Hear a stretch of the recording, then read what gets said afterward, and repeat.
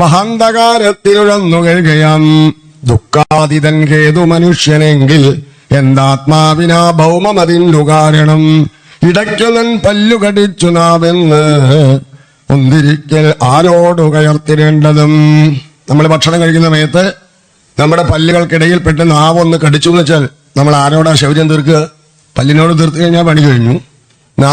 നാവിനങ്ങനെ അബദ്ധം പറ്റിയതാന്ന് പറഞ്ഞിട്ട് കാര്യമുണ്ടോ? ഭക്ഷണം കഴിയുമ്പോൾ കുട്ടിക്കടിച്ചാൽ അതുപോലെയാണ്. മനുഷ്യനൊരിക്കലും ഉപദ്രവകാരിയൊന്നുമല്ല. നമ്മുടെ ബന്ധുക്കളെ നമുക്ക് ഉപദ്രവകാരിയല്ല, നമുക്ക് മനസ്സാണ് ഉപദ്രവം എന്ന് പറയുകയാണ്. അതുകൊണ്ട് ദുഃഖാതി ഏൽപ്പിപ്പതു ദേവനെങ്കിൽ ആത്മാവിനെന്തേൽപ്പതുദേവനും ചൊടിപ്പതാരോടോ നിജാംഗമന്യംഗത്തിനെ കൊണ്ട് എന്തുമറിഞ്ഞുവെങ്കിൽ ആത്മാവുതത്കാരണമെങ്കിൽ ആത്മസ്വഭാവം അങ്ങ് എങ്ങവിടത്തിലന്യം ആത്മാവൊഴിച്ചേതും അസത്വരോഷമാരോട് ദുഃഖാധിക തോന്നൽ മാത്രം. എല്ലാറ്റിലും നിറഞ്ഞിരിക്കുന്നത് ഈ ചൈതന്യമാകുന്ന ആത്മാവാണ്. ആത്മാവെന്നും ഈശ്വരൻ എന്നും ബ്രഹ്മമെന്നും പറയുന്നില്ല ഒന്ന് തന്നെ. ആത്മേതി ഭഗവാൻ ഇതി ശബ്ദതേ എന്ന് പറയുന്നുണ്ടല്ലേ. ബ്രഹ്മേതി പരം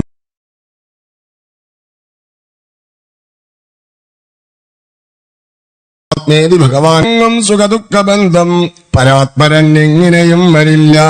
അഹന്തതൻ സംസൃതി ഹേതുവെന്നായി കണ്ടാൽ വരാ ഭൗതിക ദുഃഖമേതും. പൂർവാർഷിമാരാൽ കൃതമപരാത്പര ധ്യാനത്തിലേകാഗ്രതയൊത്തു ഞാനും മുകുന്ദ പാദാംബുജ സേവയാൽ തൻ കടപ്പനീ ദുഷ്കരമന്ധകാരം. അങ്ങനെ ആ യോഗിയെ പോലെ അത്യന്തമായിട്ട് ആ ഭിക്ഷു, ആ ബ്രാഹ്മണൻ ഗാനം ചെയ്തു, അല്ലയോ ഉദ്ധവ. പിന്നീട് ഭഗവാൻ തന്റെ സാങ്ക്യം എന്നുള്ള യോഗത്തെ പറഞ്ഞു കൊടുത്തു. അതുപോലെ ഗുണവൃത്തികൾ എങ്ങനെയാണ് വെടിയേണ്ടത് എന്നതിനെ കുറിച്ച് പറഞ്ഞു കൊടുത്തു. അതിന് പുരൂരവസ്ഥന്റെ കഥ ഞാൻ സ്മരിച്ചു കൊടുത്തു. ഉർവശിയെ കൊണ്ട് അദ്ദേഹത്തിന് വന്നിട്ടുള്ളതായിട്ടുള്ള വിഷമങ്ങൾ. പിന്നീടാണ് ഭഗവാൻ ഭാഗവത ധർമ്മത്തെ നിരൂപണം ചെയ്തു കൊടുത്തത്. താൻ തന്നെയാണ് ഭാഗവത സ്വരൂപം, അവ തന്നെ എങ്ങനെയാണ് ആരാധിക്കേണ്ടത് ശ്രീകൃഷ്ണ ഭഗവാനെ എന്നുള്ള കാര്യം പറഞ്ഞു കൊടുത്തു. ഭഗവാന്റെ വിഗ്രഹങ്ങൾ ഏതൊക്കെ തരത്തിലാണ് നമ്മൾ കലശത്തിൽ ഭഗവാനെ പൂജിക്കും, പ്രദീപത്തിൽ ഭഗവാനെ പൂജിക്കും, ആർക്കെല്ലാം പൂജിക്കാമെന്നെല്ലാം പറഞ്ഞു കൊടുത്തു ഭഗവാൻ.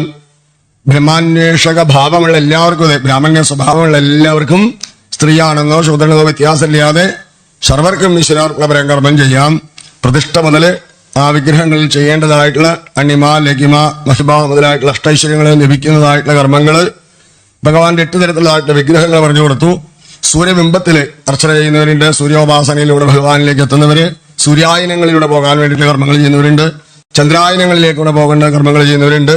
അതുപോലെ ശിലകളെ കൊണ്ട് എന്റെ വിഗ്രഹം ഉണ്ടാക്കിക്കൊണ്ട് പൂജിക്കുന്നവരെ, ലോഹമയമായിട്ടുള്ളത് കൊണ്ട്, അതുപോലെ ഏവയ്ക്കുന്നതായിട്ടുള്ള മൃത്തുകൊണ്ട് അങ്ങനെയുള്ള വിഗ്രഹങ്ങളെല്ലാം സൃഷ്ടിച്ചുകൊണ്ട് എന്നെ പൂജിക്കും.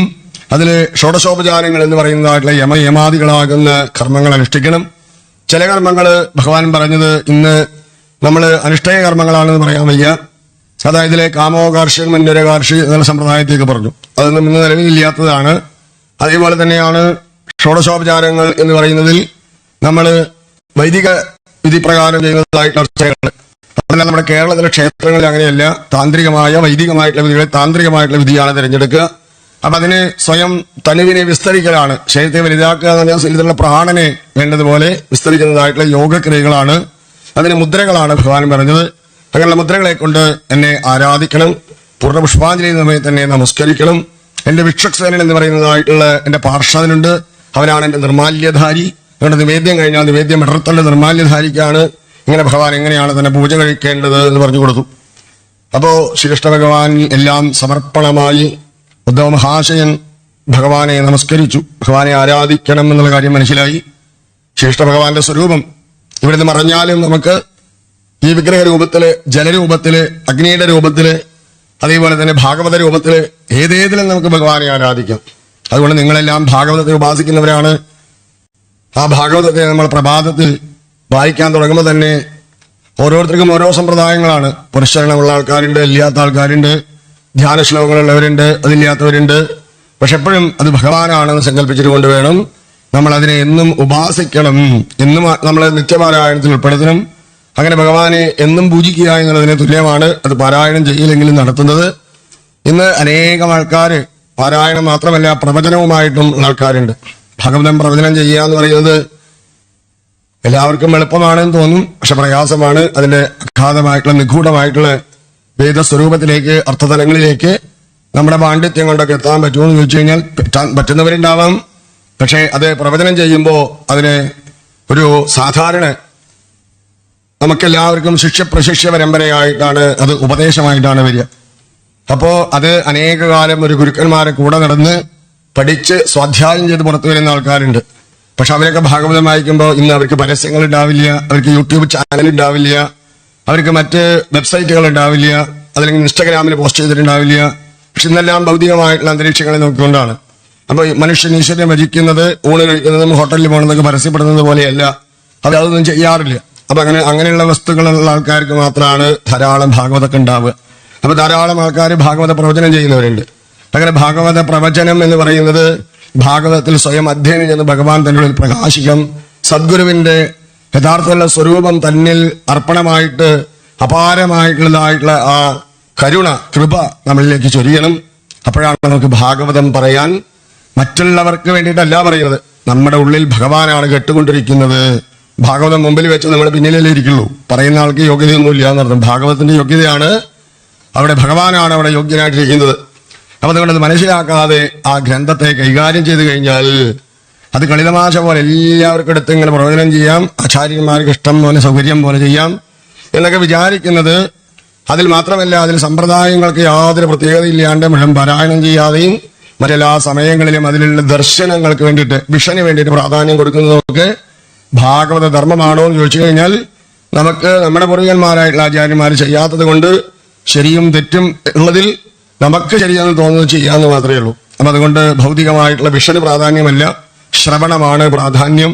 വേഷഭൂഷാദികളെല്ലാം കെട്ടി അണിഞ്ഞ് കാണിക്കുന്നത് തെറ്റൊന്നുമല്ല, അത് കുറച്ച് സമയത്തേക്കേ ഉള്ളൂ.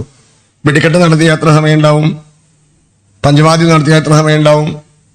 പക്ഷെ നമ്മൾ ഉത്സവ ശിവേലികളിലൊക്കെ പങ്കെടുത്തുകൊണ്ട് ഭഗവത് ദർശനം കഴിഞ്ഞ് മടങ്ങി വന്നാൽ നമുക്ക് എത്ര സമയം ഉണ്ടാവും. ഗുരുവായൂരപ്പനെ പോയി തൊഴുമ്പോ തിക്കും തിരക്കിലും 3 മണിക്കൂറും 4 മണിക്കൂറും ക്യൂ നിന്നിട്ട് നടക്കില് പോകുമ്പോൾ നമ്മൾ ഒരു നിമിഷം കണ്ണടയ്ക്കും, അല്ലേ? എല്ലാവരും അങ്ങനെയല്ലേ ചെയ്യുക. ഭഗവാന്റെ വിഗ്രഹത്തെ കണ്ടു കഴിഞ്ഞാൽ ഒരു നിമിഷം നമ്മൾ കണ്ണടയ്ക്കും. എന്താ കാരണം? ഭഗവാന്റെ മാലകള്, ഭഗവാന്റെ വസ്ത്രങ്ങള്, ഭഗവാന്റെ അലങ്കാരങ്ങള്, ഭഗവാൻ വിളക്ക് വെച്ചത്, ഗോപിക്കുറി തൊട്ടത്. ശ്രീഹരേ നമ. അങ്ങനെ കേശാദിവാദം ഭഗവാനെ കണ്ടു കഴിഞ്ഞാൽ നമ്മൾ ഒരു നിമിഷം കണ്ണടയ്ക്കും. എന്താണ് കാരണം? പ്രഹ്ലാദൻ പറഞ്ഞതുപോലെ ഭഗവാന്റെ വപുസ് നമ്മുടെ ഹൃദയത്തിൽ പ്രതിഷ്ഠിക്കും. നമ്മൾ ഗൃഹത്തിൽ വന്ന് നമ്മുടെ വസ്ത്രമെല്ലാം മാറ്റി വിചാരിക്കും, എത്ര സമയം വേർത്ത് മറ്റുള്ളവർ ഇടിയൊക്കെ കൊണ്ടിങ്ങനെ നിന്ന് ഒരു നിമിഷമേ കണ്ടുള്ളൂ. പക്ഷെ ആ ഒരു നിമിഷം കാണല്, ആ ആത്മനിർവൃതി എന്ന് പറയുന്നത് അവിടെ ആ ഒരു നിമിഷം കാണുമ്പോഴേ ഉള്ളൂ. ആ ഒരു നിമിഷം അനുഭവിക്കാൻ നമ്മൾ ആ സ്ഥലത്ത് പോകേണ്ടി വരും. അതുപോലെയാണ് ഭാഗവതത്തെ നമ്മൾ വാസിക്കുമ്പോൾ അതിൽ ഓരോ ശ്ലോകങ്ങളിലും നമ്മൾ അർത്ഥം മനസ്സിലാക്കാൻ തുടങ്ങിയെന്ന് വെച്ചാൽ നമുക്കത് വായിക്കാൻ പ്രയാസമായിട്ട് വരും.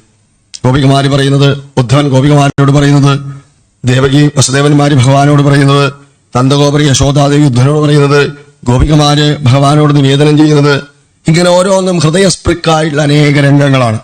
ഇത് നമുക്ക് പ്രകാശിക്കണമെങ്കിൽ ബുദ്ധനോട് പറഞ്ഞതുപോലെ നിന്നിലും മേലെയായുണ്ടോരാ ഭാരത നിന്നെ പുളകം ചാർത്താ ജമിക്കാൻ. അങ്ങനെ നമ്മളിൽ മേധയായിട്ടുള്ളൊരു അപാരത നമ്മളിൽ നിൽക്കുന്നുണ്ട്. അതെന്താണ്? നമ്മുടെ ഗുരുകൃപയാണ്, ഗുരുകാരുണ്യമാണ്. അപ്പൊ അത് നമ്മൾ മറന്ന് വിസ്മരിച്ച് അങ്ങനെ പരമ്പരകളില്ലാതെ എല്ലാവർക്കും പുസ്തകം അച്ചടിച്ചു വന്നു കഴിഞ്ഞാൽ എല്ലാവർക്കും അനുഷ്ഠിക്കാം. പക്ഷേ അത് ആചരണം, പ്രവചനം, അത് തന്നെയാണ് തന്റെ സ്വാധ്യായം. അങ്ങനെ ഈ 3 അവസ്ഥകളുള്ള ആൾക്കാർക്ക് യാതൊരു പ്രയാസമില്ലാതെ ചെയ്യാം. അതല്ലാതെ അങ്ങനെ നമുക്കെല്ലാവർക്കും വേണ്ടിയിട്ടല്ല. അത് ഭഗവാൻ നമുക്ക് വായിച്ച് മനസ്സിലാക്കാൻ വേണ്ടി ലളിതമായിട്ട് മലയാളത്തിൽ പ്രിന്റ് ചെയ്ത അനേകം ഗ്രന്ഥങ്ങൾ കിട്ടും.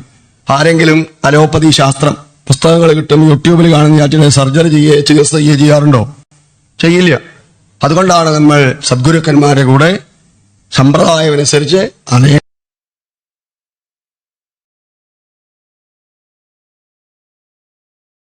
കാലം പഠിത്രയിക്കും. ഇതിനു വേണ്ടി ഭഗവാൻ തന്റെ സ്വരൂപത്തെ തന്നെ ഉദ്ധവകാശയിന് കൊടുത്തു. എന്നിട്ട് പറയുകയാണ്, തന്റെ പാതുകങ്ങൾ അത് ഭഗവാൻ പ്രസാദമായിട്ട് അവിടെ അഴിച്ചു വെച്ചു. ഉദ്ധവമഹാശയൻ അതെടുത്ത് ശിരസിൽ വെച്ചു. ഭഗവാനെ പ്രതിപാദനം ചെയ്യുമ്പോൾ ആ പാദങ്ങൾ വിടാൻ തോന്നുന്നില്ല. ഭഗവാൻ ആ പാദങ്ങളെ ഊർന്നെടുത്തു, പാതുകം അവിടെ തന്നെ വെച്ചു. അത് ഉദ്ധവമഹാശയൻ ശിരസിലേറ്റി ഭഗവാന്റെ സ്വരൂപത്തെ തന്റെ ഹൃദയത്തിൽ പ്രതിഷ്ഠിച്ചു. നമസ്കരിച്ച ഭഗവാൻ ഇതാ പറഞ്ഞത്, ഗച്ഛോദ്ധവ, എണീക്കു ഉദ്ധവ, അങ്ങ് ബദരികാശ്രമത്തിലേക്ക് പോയിക്കോളൂ. ഞാൻ ഈ പറഞ്ഞു തന്ന കാര്യങ്ങളൊക്കെ ഉണ്ടല്ലോ സ്മൃതി രൂപത്തിൽ അങ്ങയിൽ എപ്പോഴും പ്രകാശിച്ചുകൊണ്ടിരിക്കും. അങ്ങനെ ഭഗവാന്റെ സ്വരൂപം നമ്മളിൽ എപ്പോഴും പ്രകാശിക്കണമെങ്കിൽ ഉദ്ധവൻ എങ്ങനെയാണോ ഭഗവാന്റെ വപസ് തന്റെ ഹൃദയത്തിലും ഭഗവാന്റെ പ്രസാദം തന്റെ ശിരസിലും ചൂടിയത്, ഇതുപോലെ നമ്മൾ നമ്മുടെ ഗുരുബോധന്മാരെ ആദരിക്കലും അതുതന്നെയാണ് ഈശ്വരൻ മനസ്സിലാക്കലും ചെയ്യുമ്പോഴാണ്, ഭാരതഋഷിമാരെ ഈശ്വരതുല്യം വന്ദിക്കുമ്പോഴാണ് നമ്മളിൽ ഈ ഈശ്വരകൃപ, ഈശ്വരപ്രസാദം നമ്മളിൽ വരിക. അവരാണ് ദാർശനികന്മാരായിട്ടുള്ളവര്. അപ്പൊ അതുകൊണ്ട് ഭാരതഭൂവിൽ വാണ പൂർവിക ഋഷികളെ, പാരിതിൻ സ്ഥൂല സൂക്ഷ്മ തത്വാർത്ഥവേദികളെ, സത്യവും അസത്യവും നിത്യവും അനിത്യവും ഉത്തമ വിവേകത്താൽ കണ്ടൊരു ദിവ്യന്മാരെ, വിത്തിങ്കൽ മഹാവൃക്ഷം തത്വത്തിൽ ബ്രഹ്മാണ്ടവും മിഷ്ടിയിൽ സമഷ്ടിയും കണ്ടൊരു സൂക്ഷ്മജ്ഞരെ, പരയിൽ പശ്യന്തിയും മധ്യമ വൈഖാരിയും ഒരുമിച്ചത് കണ്ട നാദശാസ്ത്രജ്ഞന്മാരെ, നിങ്ങളെ നമിക്കുന്നു, നിങ്ങളെ നമിക്കുന്നു, മംഗളം വന്നിടാനായി നിങ്ങളെ നമിക്കുന്നു. അങ്ങനെ എന്റെ ഗുരുനാഥൻ ശിവേട്ടൻ എഴുതിയ വരികളാണ് ഭാരതഋഷിമാർക്ക് നമസ്കാരം. അങ്ങനെ നമ്മുടെ ഓരോരുത്തരും ഈ ഭാരതഖണ്ഡത്തിലുള്ളവര് അതീവ തപസ്സികളായിരുന്നു, മാഘൃത എന്ന മന്ത്രം ഉച്ചരിക്കുന്നവരായിരുന്നു.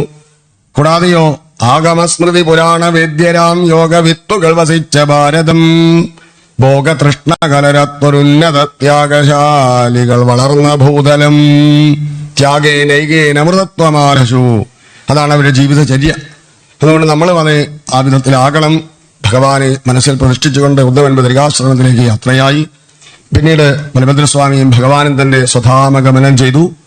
അങ്ങനെ ഭഗവാൻ ആ പിപ്പല വൃക്ഷത്തിന്റെ ചുവട്ടിൽ പോയിരിക്കുമ്പോൾ ഒരു പാദം ചുവടെ വെച്ചും ഒരു പാദം തന്റെ മുട്ടിൽ വെച്ചുകൊണ്ടും അങ്ങനെ വിരാസനത്തിലിരിക്കുന്നതായിട്ടുള്ള ഭഗവാന്റെ പാദതലങ്ങൾ കണ്ട് ജരൻ എന്ന വേടൻ ആയുധം പ്രയോഗിച്ച സമയത്ത് ദ്വാരക വെടിഞ്ഞ ഭഗവാൻ ഏകനായി തന്റെ ധ്യാനനിമഗ്നായിട്ടിരിക്കുന്ന ശരീരത്തിലേക്ക് ആ ആയുധം വന്ന് പതിച്ചപ്പോ, മറ്റു പുരാണങ്ങളിൽ പറയുന്നുണ്ട് ഭഗവാന് മൃത്യു എന്ന് പറയുന്നത് നമുക്കെല്ലാം ചേർത്ത് വെച്ചതുപോലെയല്ല. ഇന്ന സ്ഥലത്താണ് പ്രാണനെ വെടിയാനുള്ള സ്ഥലമെന്ന് ചേർത്ത് വെച്ചിട്ടുണ്ട് അത്രേ. അങ്ങനെ ഭഗവാന് പാദങ്ങളാണ്, അതുകൊണ്ട് പാദങ്ങളെ എവിടെയും ഭഗവാൻ കാണിച്ചു കൊടുക്കാറില്ല. അപ്പൊ ആ പാദത്തെ മാത്രം അങ്ങനെ കാണിച്ചു വെച്ചു. അത് കണ്ട് അതിലേക്ക് ജനൻ എന്ന വേടൻ ആയുധം പ്രയോഗിച്ചു.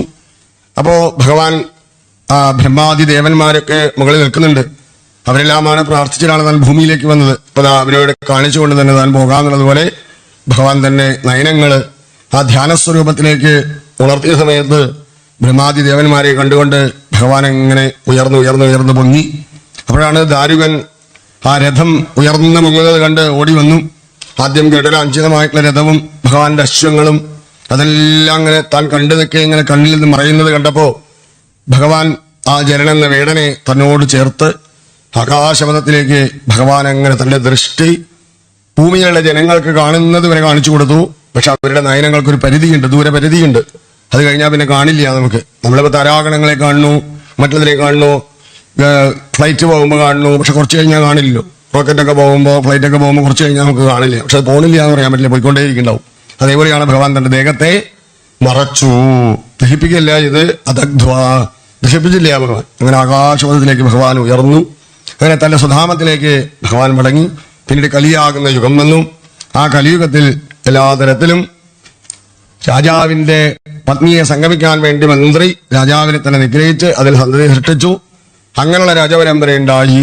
അതുകൊണ്ട് ഹീനവൃത്തികളിലും സംസ്കാരങ്ങളിൽ ശ്രദ്ധയുള്ളവരായി അതിനെ രക്ഷിക്കാൻ വേണ്ടി ഭഗവാൻ കൽക്കിയായിട്ട് ആവിർഭവിച്ചു. എങ്ങനെയാണ് കലിയുഗത്തിൽ മഹാഭാരതത്തിൽ പറയുകയാണ്, ബ്രാഹ്മണരെ എല്ലാവരെയും അടിച്ച് കാട്ടിലാക്കും. അപ്പൊ ആ സമയത്ത് സജ്ജനങ്ങളൊന്നും ഉണ്ടാവില്ല. കൽക്കി ആവിർഭവിക്കുന്ന സമയത്ത് തൃശൂലധാരികളായിട്ടുള്ള ബ്രാഹ്മണര് ആ കൽക്കിയുടെ ഭൃത്യന്മാരെ പോലെ കൈങ്കര്യം ചെയ്യുന്നവരെ പോലെ ഭഗവാനോടൊത്ത് ത്രിരാത്രം കൊണ്ട് ഉലകിടം ശുദ്ധമാക്കും എന്ന് പറഞ്ഞു കഴിഞ്ഞാൽ എത്രയും പെട്ടെന്ന് സജ്ജനങ്ങളെ ദ്രോഹിക്കുന്ന ആൾക്കാരെ മുഴുവൻ നിഷ്കാസനം ചെയ്തുകൊണ്ട് ഭഗവാൻ ഗർഭം സ്ഥാപനം ചെയ്യും എന്നൊക്കെ മഹാഭാരതത്തില് കൽക്കിയുടെ ആവിർഭാവത്തെ കുറിച്ച് പറയുന്നുണ്ട്. എന്തായാലും ഭഗവാൻ ആവിർഭവിച്ചാൽ മാത്രമാണ് ധർമ്മത്തിന് നിലനിൽപ്പ് വരുള്ളൂ, അല്ലെങ്കിൽ അധർമ്മത്തിന് വാഴ്ച വരും. അപ്പൊ നമ്മൾ ഓരോരുത്തരും അധർമ്മത്തിലല്ലാതെ ധർമ്മത്തിന്റെ സ്വരൂപമാകുന്ന കൃതത്തിൽ തന്നെ, നിശ്ചയത്തിൽ തന്നെ നിൽക്കാൻ സാധിക്കുക. അങ്ങനെ പ്രഭാതവും പ്രദോഷവും മധ്യാഹ്നവും ചെയ്യുന്ന കർമ്മങ്ങളിൽ ദേവക്രിയകള്, അതുപോലെ പിതൃക്രിയകള്, യജ്ഞക്രിയകള് നമുക്ക് സ്വയമായിട്ട് ചെയ്യേണ്ടത്, ഇതെല്ലാം എല്ലാ സമയത്തും അനുഷ്ഠിക്കാൻ വേണ്ടി ശ്രദ്ധ കാണിക്കണം എന്നുള്ള കാര്യം ഉപദേശിച്ചു. പിന്നീടാണ് പരീക്ഷത്തിന് ശശികോപന മഹർഷി തന്റെ ബ്രഹ്മോപദേശം നൽകുന്നത്. സ്ഥൂല വപുസ് ഭഗവാൻ അനേക സമയത്ത് പറഞ്ഞു കൊടുത്തതായിട്ടുള്ള ആൾക്ക് ഭഗവാനെ സൂക്ഷ്മമായിട്ട് എങ്ങനെയാണ് ധ്യാനിക്കേണ്ടത് അത് ഭഗവാൻ തന്നെ പറഞ്ഞു കൊടുത്തിട്ടുണ്ട് ഉദ്ധവ മഹാശയന് എന്നെ എങ്ങനെ ധ്യാനിക്കണമെന്നുള്ളത്. അപ്പൊ ആ ധ്യാനത്തിൽ ഭഗവാൻ ആദ്യം പറഞ്ഞു, ഇത് സൂര്യമണ്ഡലം, ഇത് ചന്ദ്രമണ്ഡലം, ഇത് താരാമണ്ഡലം, ഇത് ദിവ്യാകാശം. ഇതാണ് ധ്യാനത്തിന്റെ ഒരു രീതി. അപ്പൊ അതുകൊണ്ട് അതിൽ ഹൃത്പുണ്ഡരീകം എന്ന് പറയുന്ന ഉപനിഷത്തിൽ പറയുന്നതായിട്ട് ഹൃത്പുണ്ഡരീകത്തിന്റെ വേശ്മത്തിലാണ് നമ്മൾ തേടേണ്ടത് എന്ന് ചാന്തോക്യത്തിൽ പറയുന്നുണ്ട്. അതേപോലെയാണ് ഭഗവാൻ പറയുന്നത് സൂര്യചന്ദ്രന്മാര്, അത് കഴിഞ്ഞാൽ താരാമണ്ഡലം, അത് കഴിഞ്ഞ് ദിവ്യാകാശം. അപ്പൊ ആകാശം എന്നാൽ നമ്മൾ കാണുന്ന ആകാശം പോലെ എടുക്കരുത്, അത് യോഗഭാഷയാണ്. ഭഗവാൻ യോഗാരൂഢനായതുകൊണ്ട് തന്റെ ഉള്ളിൽ പ്രകാശിക്കുന്നതായിട്ടുള്ള ആ ലോകങ്ങളെ ഭഗവാൻ ദർശിപ്പിച്ചു കൊടുക്കുന്നത് പോലെയാണ്. അപ്പൊ നമ്മുടെ ഉള്ളിലും അതെ, ഉദാനൻ എന്ന പ്രാണൻ ഹൃദഗമനം ചെയ്യുന്ന സമയത്ത് യോഗി എങ്ങനെയാണോ അപാനൻ എന്ന പ്രാണനിൽ നിന്ന് തന്റെ ഉദാനനെ പറിച്ചെടുത്ത് വിധൃതിയെ ഭേദിച്ചുകൊണ്ട് പ്രാണനെ പുറത്തേക്കെടുക്കുക, അത് യോഗിയുടെ യോഗാനുഷ്ഠാനങ്ങളിലുള്ള പ്രാണൻ വശ്യമായിട്ടുള്ളൊരു യോഗിക്ക് സാധിക്കുന്ന കാര്യമാണ്. അങ്ങനെ ശിരസിനെ പിളർന്നുകൊണ്ട് പോകുക എന്നുള്ളത് യോഗീശ്വരന്മാരുടെ ധർമ്മമാണ്. ശ്രീശുഖബ്രഹ്മർഷി, വിതുരമഹാശയൻ, അങ്ങനെ അപൂർവം ആൾക്കാരാണ് വിധൃതിയെ ഭേദിച്ചുകൊണ്ട് പോയത്. നമ്മുടെ പ്രാണനൊക്കെ എഴുതിയാ പോവുകയെന്ന് അറിയില്ല. വായെ കൂടെയോ മൂക്ക് കൂടെയോ കണ്ണ് കൂടെയോ അധപ്രാണങ്ങളായിട്ടോ ഏതെങ്കിലും ഒരു തരത്തിൽ കൂടെ ശരീരത്തിൽ പ്രാണനെ വെടിയേണ്ടി വരും. പക്ഷെ അങ്ങനെ ആ പ്രാണാവസ്ഥയെ തന്റെ ചിത്രാഖ്യ നാടിയിൽ നിന്ന് സുഷുമ്നയിലൂടെ വിധൃതിയെ ഭേദിക്കാൻ വേണ്ടിയിട്ട് ഉയർത്തുന്നതായിട്ടുള്ള യോഗചര്യ, അത് യോഗീസിദ്ധമായിട്ടുള്ളൊരു ആശ്രമമാണ്. അതുകൊണ്ട് ആ ഹൃത്പുണ്ഡരീക പ്രകാശത്തെക്കുറിച്ച് യോഗഭാഷയിൽ ഉപനിഷത്ത് പറഞ്ഞത് വാച്യാർത്ഥമായിട്ട് നമുക്ക് പറയാൻ സാധിക്കില്ല. അത് അനുഭവം വരുന്ന സമയത്ത് ഒരു യോഗി അനുഭവിക്കുന്ന കാര്യമാണ്. അപ്പൊ അതുകൊണ്ട് എല്ലാ കാര്യങ്ങളും നമുക്ക് അങ്ങനെ മനസ്സിലാക്കാൻ സാധിക്കുമെന്ന് പറയാൻ പറ്റില്ല. എന്താണ്, നമ്മുടെ ഇന്ദ്രിയങ്ങൾക്ക് നോൺ എന്നും നോയബിൾ എന്നും അൺനോൺ എന്നും പറയുന്ന അവസ്ഥയുണ്ട്. ഒന്ന് നമ്മൾ അറിയുന്നതായിട്ടുള്ള കാര്യങ്ങൾ, നമ്മുടെ ഇന്ദ്രിയങ്ങളുടെ സ്മൃതി രൂപത്തിൽ എപ്പോഴും നമ്മുടെ ഉള്ളിൽ ഉറച്ചു നിൽക്കുന്നത്, അങ്ങനെ നമ്മൾ അറിഞ്ഞതാണതല്ല. പക്ഷേ പിന്നൊന്നോ നമുക്കറിയാൻ പറ്റുന്നത്, നോൺ എന്നും നോയബിൾ എന്നും പറയുന്നത്. പിന്നൊന്നോ അൺനോൺ ആണ്, ഒരിക്കലും അറിയാൻ പറ്റില്ല. ഒരിക്കലും അറിയാൻ പറ്റാത്ത സത്യം അറിഞ്ഞെന്ന് ഞാൻ ധരിപ്പില്ല, കേനോപനിഷത്തിൽ പറയുകയാണ്. ഒരിക്കലും അറിയാൻ പറ്റാത്ത സത്യത്തെ ഞാൻ അറിഞ്ഞു എന്ന് പറയുന്നില്ല. പക്ഷെ എങ്കിലും ഞാൻ അറിഞ്ഞത് ആ വിധത്തിലല്ല, അത് തദ്ബലമാണ്, വരിഷ്ഠമാണ് എന്നുള്ള കാര്യം എനിക്ക് മനസ്സിലായി. മനസ്സിന്റെ രൂപത്തിലാവുമ്പോഴാണ് നമ്മൾ മനസ്സിലായി എന്ന് പറയുക. ഇന്ദ്രിയങ്ങളുടെ രൂപത്തിലാവുമ്പോഴുള്ള മനസ്സിലാവില്ല, മനസ്സിന്റെ രൂപത്തിൽ മാനസനാകുമ്പോൾ. യോഗിക്ക് മാനസാവസ്ഥ വിട്ട് പ്രാണാവസ്ഥയിലേക്ക് പോകുമ്പോൾ അതും അങ്ങനെയല്ല. അപ്പൊ അത് നമുക്ക് ദർശന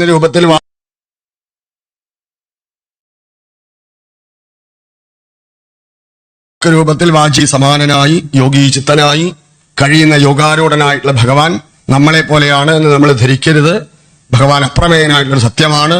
അങ്ങനെയുള്ളതായിട്ടുള്ള ആ സ്നേഹസ്വരൂപനെ മനുഷ്യ ശരീരമുള്ളത് കൊണ്ട് നമുക്ക് നാമരൂപത്തിലും വിഗ്രഹരൂപത്തിലും ഭാഗവത രൂപത്തിലും ഉപാസിക്കാനുള്ള ഭാഗ്യം ഉണ്ടായി. അത്രമാത്രമേ നമുക്ക് എടുക്കാൻ പറ്റൂ, അതിലപ്പുറത്ത് സാധിക്കില്ല. യോഗാരൂഢനായിട്ടുള്ള ശ്രീകൃഷ്ണ ഭഗവാന്റെ ചെയ്തികൾ നമ്മുടെ മനുഷ്യ ശരീരം കൊണ്ട് ചെയ്യുന്ന പോലെയാണ് എന്ന് എടുക്കരുത്. അവിടെയാണ് നമുക്ക് പിഴവ് സംഭവിക്കുക. അപ്പോ അൺനോൺ എന്നുള്ള അവസ്ഥ എന്നും അൺനോണാണ്. അങ്ങനെ വിജിജ്ഞാസ്യം എന്ന് പറയുന്നതും വിജ്ഞാതം എന്ന് പറയുന്നതും നമുക്കുണ്ടെങ്കിലും അവിജ്ഞാതം എന്ന് പറയുന്ന അവിജ്ഞാത സഖാവിനെ കുറിച്ച് പറയുന്നില്ലേ ഭാഗവതം? അതൊരിക്കലും അറിയാൻ പറ്റാത്ത സത്യമാണ് അവിജ്ഞാതമായിട്ടുള്ള കാര്യം. അതിനെ തേടലാണ് ഹൃത്പുണ്ഡരീകത്തിൽ നമ്മൾ ഓരോരുത്തരും ചെയ്തുകൊണ്ടിരിക്കുക. അപ്പൊ അതുകൊണ്ട് ആ ഭഗവാനെ നമ്മൾ ബാഹ്യത്തിലില്ല, തന്റെ അന്തരംഗത്തിലാണ് ധ്യാനിക്കേണ്ടത്. ആ ധ്യാന സ്വരൂപം ഭഗവാൻ പറഞ്ഞു കൊടുത്തു. സൂര്യമണ്ഡലമായി, ചന്ദ്രമണ്ഡലമായി, താരാമണ്ഡലമായി, ദിവ്യാകാശമായിട്ട് തീരുന്നതായിട്ടുള്ള, എങ്ങനെയാണോ ഒരു പുഷ്പം വിടർന്ന് മധുപകർന്ന് സുഗന്ധം പകർന്ന് ഫലവത്തായി മറ്റുള്ളവർക്ക് ഭോജ്യപദാർത്ഥമായിട്ട് തീരുന്നത്, അതുപോലെയാണ് ആ ദിവ്യാകാശ സ്വരൂപത്തിലാണ് ആനന്ദമായ മധു കടന്നുകൊണ്ട് യോഗീശ്വരന്മാര് ദേഹവിയോഗം വരുത്തുന്നത്, വിധൃതിയെ ഭേദിച്ചുകൊണ്ട്. ഉദ്ധവ മഹാശയനോട് ഭഗവാൻ അങ്ങനെ ധ്യാനം പറഞ്ഞു കൊടുത്തിട്ടുണ്ട്. അതേപോലെ ശ്രീശുഖബ്രഹ്മർഷി തന്റെ ഉള്ളിലുള്ളതായിട്ടുള്ള അനുഭവജ്ഞാനം ശ്രീശുഖൻ വിധൃതിയെ ഭേദിച്ചു പോയിട്ടുള്ള ആളാണ്. അതുകൊണ്ടാണ് വ്യാസൻ കരഞ്ഞപ്പോ പുത്രേതി തന്മയതയാ വിളിച്ച ഭാരാപ്രകൃതിയാണ് വിളികെട്ടത്. എന്താ കാരണം? സർവത്തിൽ എന്താനാണ്. അപ്പൊ വിധൃതിയെ ഭേദിച്ചു പോയതായിട്ടുള്ള ആ ശിശുകന്റെ പാത അത് പരീക്ഷത്തിന് കൊടുത്തു. ഒരു ഗുരു അങ്ങനെയാണ്, തന്നെയാണ് തന്റെ ശിഷ്യന് കൊടുക്കുക. അതുകൊണ്ടാണ് നമ്മൾ ഗുരുവിന് എന്താണ് കൊടുക്കേണ്ടത്? തന്നെയാണ് കൊടുക്കേണ്ടത്. അത് ബാഹ്യവസ്തുക്കളൊന്നും കൊടുത്തുകൊണ്ട് നിട്ടാൻ സാധിക്കില്ല. ആത്മാർപ്പണം ചെയ്യണം. അതല്ലേ രൈക്വൻ എന്ന ആത്മജ്ഞാനിയുടെ അടുത്ത് ജാനശ്രീ മഹാരാജാവ് പോകുമ്പോ പറയാണ്, വിത്തങ്ങളെ കൊണ്ടും വിഭവങ്ങളെ കൊണ്ടും ഒന്നും നേടിയെടുക്കാൻ സാധിക്കുന്നതല്ല. ഈ ലോകം മുഴുവനും ദാനം കൊടുത്താലും ശരി അതിന് തുല്യമാവില്ല. എന്ത്? ആത്മവിദ്യക്ക് പകരം ചെയ്യാൻ സാധിക്കില്ല. അതുകൊണ്ട് എന്ത് വേണം? പ്രണിപാതേന, തന്റെ ഗുരുവിന് സർവാർപ്പണം ചെയ്യണം. അപ്പോഴേ അത് ചിത്തപ്രകാശം വരുള്ളൂ. അതാണ് പരീക്ഷിത മഹാരാജാവ് ചെയ്തത്. ശ്രീ ശിവബ്രഹ്മർഷിയെ തന്റെ പ്രാണന് തുല്യമായിട്ട് തന്നെയാണ് കണ്ടത്. 7 ദിവസവും തനിക്ക് വേണ്ടി എല്ലാം പറഞ്ഞു തന്ന ആ പരീക്ഷിത മഹാരാജാവ് അർഹനാണെന്ന് കണ്ടപ്പോ താൻ തന്നെ തുടരുന്നതായിട്ടുള്ള പാതയെ അദ്ദേഹത്തിന് കൊടുത്തു. അങ്ങനെ അദ്ദേഹം പറയുകയാണ്, എനിക്കിനി മൃത്യുവിനെ ഭയല്ല, മാത്രമല്ല തക്ഷകനെ ഭയല്ല, കാലസർപ്പത്തെ ഭയല്ല, കാലത്തെ ഭയല്ല. കാലത്തിന് അതീതനായിട്ടുള്ള അവസ്ഥ എന്താണെന്ന് മനസ്സിലായി. നമ്മളെല്ലാം കാലത്തിന്റെ പിടിയിൽപ്പെട്ടവരാണ്. അപ്പൊ അതുകൊണ്ട് നമുക്ക് കാലാതീതമായിട്ടുള്ള കാര്യം ചിന്തിക്കാൻ പറ്റില്ല. മനസ്സിന് മാനസാവസ്ഥയിലേക്ക് ചെല്ലുമ്പോഴാണ് കാലത്തെ അതിക്രമിക്കുന്നത്. അപ്പൊ അതുകൊണ്ട് മാനസൻ എന്നുള്ള അവസ്ഥയെ വിട്ട് വിജ്ഞാനം എന്നുള്ള മണ്ഡലത്തിൽ പിന്നെ സങ്കല്പം പോലുമില്ല. അപ്പൊ അതുകൊണ്ട് ആ വിജ്ഞാനം എന്ന മണ്ഡലത്തിലേക്ക് പരീക്ഷിച്ച് ഉയർന്നു.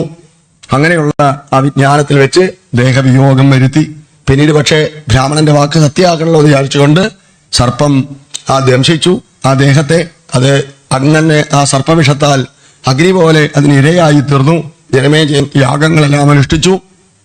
ആ സർപ്പസത്രത്തെ പിന്നീട് നിർത്താൻ വേദവ്യാസൻ തന്നെ പറഞ്ഞു കൊടുത്തു. ആ സത്രങ്ങളും വേദശാഖകളും വേദോപനിഷത്തുകളിൽ പറയുന്നതായിട്ടുള്ള മന്ത്രങ്ങളെയും പറഞ്ഞു കൊടുക്കാൻ വേണ്ടി 4 വേദങ്ങളിൽ അഥർവങ്ങളിൽ പറയുന്നതായിട്ടുള്ള ക്രിയാംഗമായിട്ടുള്ള ശാഖകളെ കുറിച്ച് പറഞ്ഞു കൊടുത്തു. പിന്നീട് പുരാണങ്ങളെ കുറിച്ച് പറഞ്ഞു കൊടുത്തു. വേദം എങ്ങനെയാണ് ചക്ഷുസ് എന്ന് പറയുന്നത് പോലെ, അല്ല, ജ്യോതിഷം എങ്ങനെയാണ് ചക്ഷുസ് എന്ന് പറയുന്നത് ശാസ്ത്രങ്ങളിൽ, അതുപോലെയാണ് പുരാണം വേദത്തിലേക്കുള്ള ചക്ഷുസ്സാണ്. അപ്പൊ അതുകൊണ്ട് പുരാണാചാര്യനായിട്ടുള്ള മാർക്കണ്ഡേയന് ഭഗവാൻ ആലിലക്കണ്ണനായിട്ട് ദർശനം കൊടുത്തതായിട്ടുള്ള പുരാണ രചനകളെ, പുരാണ സംഖ്യകളെല്ലാം പറയുമ്പോൾ ആചാര്യനായിട്ടുള്ള മാർക്കണ്ഡേയ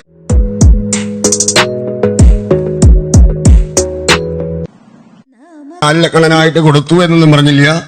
വിഷ്ണുവിന്റെ ചില അടയാളങ്ങൾ അവിടെ കാണിച്ചു കൊടുത്തു എന്നാണ് പറയുന്നത്. എന്തായാലും അത് വിഷ്ണുവാണെന്ന് മാർക്കണ്ഡേയൻ അത്രേ തിരിച്ചറിയുള്ളൂ.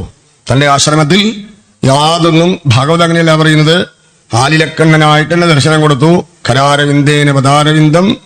അങ്ങനെ ഭഗവാൻ കാലിന്റെ വിരൽ കുടിച്ചുകൊണ്ടിരിക്കുന്നതായിട്ട് ആലിൽ കിടന്നുകൊണ്ട് പത്രം എന്ന് പറയുന്നത് നമ്മുടെ മാനസാവസ്ഥ, അതിൽ ജീവനാകുന്ന സ്വരൂപം എങ്ങനെയാണ് മുട്ട പൊട്ടി അണ്ടം വിരിഞ്ഞ് അത്യത്ഭുതമായിട്ടുള്ള ജീവൻ പ്രകാശിക്കുന്നത്, അതുപോലുള്ള ജീവസ്വരൂപനായിട്ടുള്ള ഭഗവാന്റെ ദർശനം മാർക്കണ്ഡേയനോട് കൊടുത്തു പുരാണാചാര്യനായിട്ട്. അപ്പോഴാണ് അദ്ദേഹത്തിന് തർക്കമുദ്രാങ്കിതനായിട്ടുള്ള ദക്ഷിണാമൂർത്തി അദ്ദേഹം എവിടെ ഇരുന്നിട്ടാണ് ഭജിച്ചത്.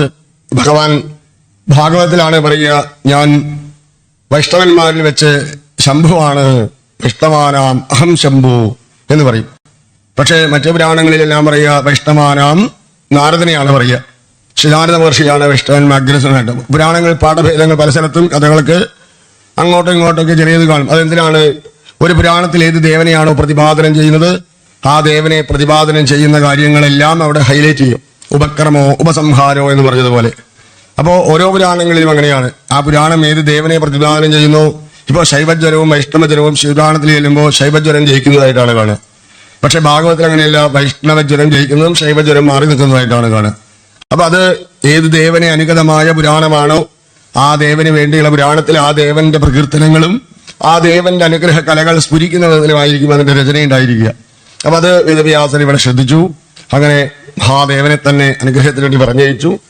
പുരാണത്തിനെ ഉപസംഹരിക്കുന്ന സമയത്ത് ഭഗവാന്റെ വിഭൂതികൾ എന്തെല്ലാമാണ് എന്നുള്ള കാര്യം പറഞ്ഞ പോലെ തന്നെ ആടകള്, ആഭരണങ്ങള് മുതലായിട്ടൊക്കെ പറഞ്ഞു. ഭഗവാന്റെ യജ്ഞോപവീതം എന്ന് പറയുന്നത് ത്രിസ്വരങ്ങൾ ചേർന്നതായിട്ടുള്ള പ്രണവമാണ്, ഓംകാരമാണ് ഭഗവാന്റെ യജ്ഞോപവീതം എന്ന് പറയുന്നത്.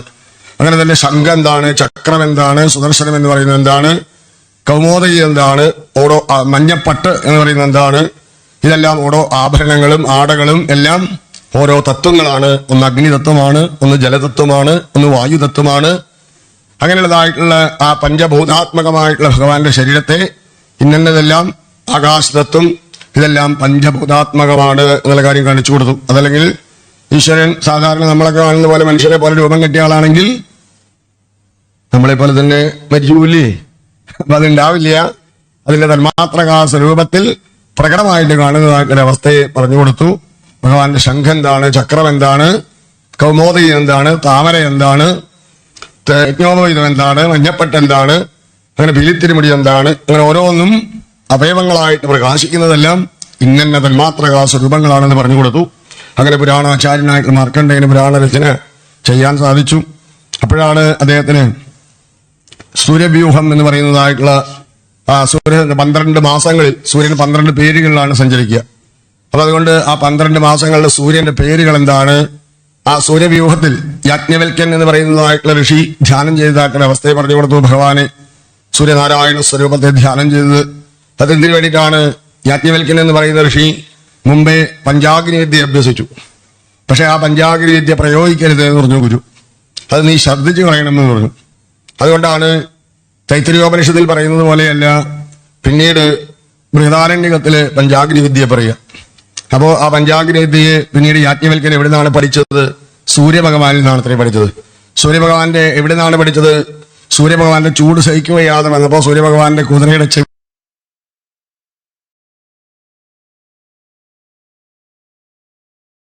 പിന്നിലിരുന്നിട്ട് നേടി. അപ്പൊ അതുകൊണ്ട് യാജ്ഞവൽക്യ ഋഷി പറഞ്ഞതായിട്ടുള്ള അത്യത്ഭുതമായിട്ടുള്ള ആ സൂര്യനാരായണ സ്തോത്രത്തിൽ അതിലേതെല്ലാമാണ് സൂര്യന്റെ രഥത്തിൽ ബന്ധിക്കുന്നതായിട്ടുള്ള കയറുകള്, അതേതെല്ലാം നാഗങ്ങളാണ്, നൃത്തം ചെയ്തുകൊണ്ടിരിക്കുന്നതായിട്ടുള്ള അപ്സര കന്യകളാരാണ്, മാത്രമല്ല അവിടുത്തെ രാക്ഷസ സ്വരൂപങ്ങൾ ഏതെല്ലാമാണ്, അന്ധകാരം എന്ന് പറയുന്ന രാക്ഷസ സ്വരൂപങ്ങൾ ഏതെല്ലാമാണ്, 12 രാശികളിൽ 12 പേരിൽ സഞ്ചരിക്കുന്നതായിട്ടുള്ള സൂര്യഭഗവാന്റെ ഒരു വർണ്ണന, ഒരു കാലവർണ്ണന ചെയ്തു കൊടുത്തു. അതാണ് 11ാമത്തെ അധ്യായത്തില് നമ്മൾ ഭഗവാന്റെ ശരീരത്തെക്കുറിച്ചും എല്ലാം പറഞ്ഞതിന് ശേഷം പിന്നെ നിർത്തിയത്. ഇനി 12ാമത്തെ അധ്യായത്തിന് ഇതേവരെ ഭാഗവതത്തിൽ എന്തെല്ലാം കഥകളെ സ്മരിച്ചുവോ നമ്മളെല്ലാം പാരായണം ചെയ്തുവോ അതിന്റെ ഒരു ചെറിയ വിവരണമാണ് 12ാം അധ്യായം. എല്ലാവർക്കും നിങ്ങളിവിടെ പാരായണം ചെയ്യുന്നുണ്ടാവും. വേഗത കുറച്ച് പരമാവധി പാരായണം ചെയ്യാം. പക്ഷെ എല്ലാവരും കൂടി ഒരുമിച്ച് ബഹളം വെച്ച് കഴിഞ്ഞാൽ അതും ഒരു പണിയാവും. അതുകൊണ്ട് പരമാവധി ഒരേ വ്രതത്തിൽ ചൊല്ലാൻ നോക്കുക. പതുക്കെ ചൊല്ലുന്നവരെ ശ്രീഹരയേ നമ.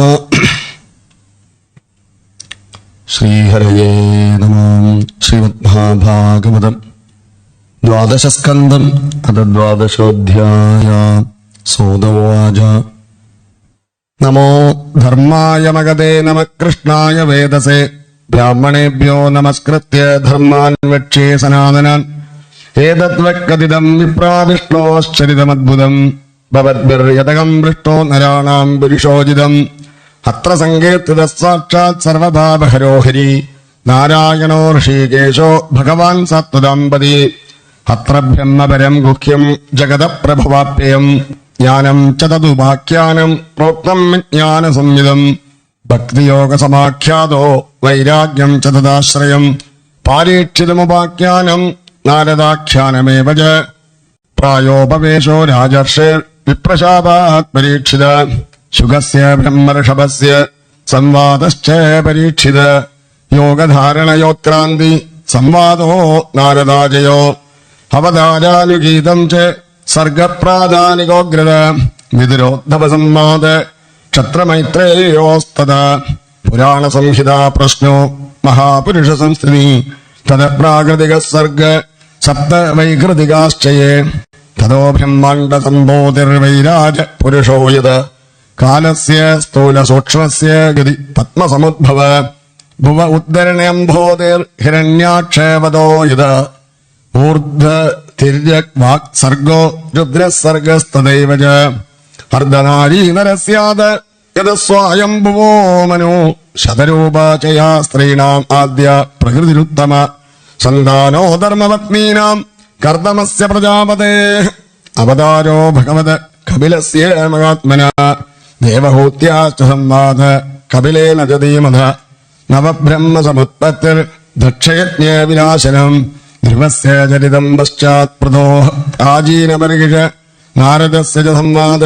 തദപ്രയവ്രതം ദ്വിജാഃ നാഭേസ്തദോനുചരിതം ഋഷഭസ്യ ഭരതസ്യ ദീപവക്ഷസമുദ്രാണാം ഗിരീനദ്യുപവർണ്ണനം ജ്യോതിശ്ചക്രസ്യ സംസ്ഥാനം പാതാള നരകസ്ഥിതി ദക്ഷജന്മ പ്രചേതോഭ്യ തത്പുത്രീണാം സന്തതി യതോ ദേവാസുരനരാതിര്യഗ്നരഗാദയ ത്വാഷ്ട്രസ്യ ജന്മനിധനം പുത്രയോശ്ചേർദ്വിജാഃ ദൈത്യേശ്വരസ്യ ചരിതം പ്രഹ്ലാദസ്യ മഹാത്മന മന്വന്തരാനി കഥനം ഗജേന്ദ്രസ്യ വിമോക്ഷണം മന്വന്തരാവതാരാശ്ച വിഷ്ണോർഹയശിരാദയ കൗർമം ധാന്യോദ്ധരം മാത്സ്യം വാമനം ച ജഗത്പദേ ക്ഷീരോദമദനം തദ്വത് അമൃതാർത്ഥേ ദിവോകസാം ദേവാസുരമഹായുദ്ധം രാജവംശാനുവർത്തനം ഇക്ഷ്വാകുജന്മതദ്വംശ സുദ്യുമ്നസ്യ മഹാത്മന ഇളോപാഖ്യാനമക്രോക്തം താരോപാഖ്യാനമേവ ച സൂര്യവംശാനുഗതനം ശശാദാദ്യാനൃകാദയ സൗകന്യം ചാതശര്യാദേ കകുൽസ്തസ്യ ച ധീമത് ഗഡ്വാംഗസ്യ ച മാന്ദാദോ സൗഭരേ സകരസ്യ ച രാമസ്യ കൗസലേന്ദ്രസ്യ ചരിതം കൽമിഷാപകം നിമേരംഗപരിത്യാഗോ ജനകാനാം ച സംഭവ രാമസ്യ ഭാർഗവേന്ദ്രസ്യ നിക്ഷത്രകരണം ഭുവ ഐളസ്യ സോമവംശസ്യ യയാതേർനകുശസ്യ ച ദൗഷ്യന്തേർഭരിതസ്യാപി ശന്തനോതൽ സുതസ്യ ച യയാതേർജ്യേഷ്ഠപുത്രസ്യ യതോർവംശോ അനുകീർത്തിത യത്രാവതീർണോ ഭഗവാൻ കൃഷ്ണാഖ്യോ ജഗദീശ്വര വസുദേവഗൃഹേ ജന്മ തതോ വൃദ്ധിശ്ച ഗോകുലേ തസ്യ കർമാണ്യപാരാണി കീർത്തിധാന്യസുരദ്ദിശ പൂതനാസുപയപ്പാനം ശകടോച്ചാടനം ശിശോ തൃണാവർത്തസ്യ നിഷ്പേഷസ്തഥൈവ ഭഗവത്സയോ ധേനുകസ്യ സഹപ്രാദോ പ്രലംബസ്യ ച സംശയ ഗോപാനം ച പരിത്രാണം ധാവാഗ്നേ പരിസർപ്പര ദമനം കാളിയസ്യാകേർമഹാർകേർനന്ദമോക്ഷണം വ്രതകര്യാതു കന്യാനാം യത്ര ദുഷ്ടോച്യുതോ വ്രതേ പ്രസാദോ യജ്ഞപത്നീഭ്യോ വിപ്രാണാം ചാനുധാപനം ഗോവർദ്ധനോദ്ധാരണം ച ശക്രസ്യ സുരഭേരത് യജ്ഞാഭിഷേകം കൃഷ്ണസ്യ സ്ത്രീഭിക്രീഡാജരാത്രിഷു ശങ്കജോടസ്യ ദർബദ്ധേർപദോരിഷ്ടസ്യ കേശിന അക്രൂരാഗമനം പശ്ചാത് പ്രസ്ഥാനം രാമകൃഷ്ണയോ വ്രജസ്ത്രീണാം വിലാപശ്ച മധുരാലോകനം തത് ഗജമുഷ്ടികജാണൂരേകം സാദീനാം ചയോവധ മൃസ്യാലേനം സൂനോ പുനഃസാന്ദീപനേർഗുനോ മധുരായാം നിവസത യദുചക്രസ്യ യത്ഭയം കൃതമുദ്ധവരാമാഭ്യാം യുതേനേ കരുണാദ്വിജാഃ ജരാസന്ധ സമാനീത് സൈന്യസ്യ ബഹുശോഭത ഘാതനം യമലേന്ദ്രസ്യ കുശസ്ഥല്യാനിവേശനം ആദാനം പാരിജാതസ്യ സുധർമായാ സുരാലയാത് രുക്മിണ്യാഹരണം യുദ്ധേ പ്രമധ്യ ദുഷതോ ഹരേ ഹരസ്യ ജൃംഭണം യുദ്ധേ ബാണസ്യ ഭുജഗ്രന്ഥനം പ്രാഗ്ജ്യോതിഷപതിം ഹത്വാ കന്യാനാം ഗണനം ചെയ്ത് ചൈത്യപൗണ്ഡ്രകസാൽവാനാം ദണ്ഡവക്ത്രസ്യ ദുർമതേ ശംബരോ ദ്വിവിധപീഠോ മുരപ്പഞ്ചജനാദയ മാഹാത്മ്യം ജപദസ്തേഷാം വാരാണസ്യാശ്ചദാഹരം ഭാരാവതരണം ഭൂമേർ നിമിത്തീകൃത്യ പാണ്ഡവാൻ വിപ്രശാപാവദേശേന സംഹാരസ്വകുലസ്യ ച ഉദ്ധവസ്യ ച സംവാദോ വാസുദേവസ്യ ചദ്ഭുത യത്ര ആത്മവിദ്യാ ഹ്യഖില പ്രോക്ത ധർമ്മവിനിർണയ തത്രോമർത്യപരിത്യാഗ ആത്മയോഗാനുഭാവത യുഗലക്ഷരവൃത്തശ്ച കലോ നൃണാം ഉപപ്ലവ ചതുർവിധശ്ച പ്രളയ ഉൽപ്പത്തിസ്ത്രിവിധാ തഥാ ദേഹത്യാഗശ്ച രാജർഷേർ വിഷ്ണുരാധസ്യ ധീമത് ശാഖാപ്രണയനം ഋഷേർ മാർക്കണ്ഡേയസ്യ സത്കഥ മഹാപുരുഷവിന്യാസ സൂര്യസ്യ ജഗതാത്മന ഇതി ചോക്തം ദ്വിജശ്രേഷ്ഠ യത്പൃഷ്ടോഹമിഹാസ്മിവ ലീലാവതാരകരണാണി കീർത്തിദാനീഹ സർവശ പതിതസ്കലിതശ്ചാർത്ത ക്ഷുത്വാ വാ വിവശോ ഭ്രുവൻ ഹരയേ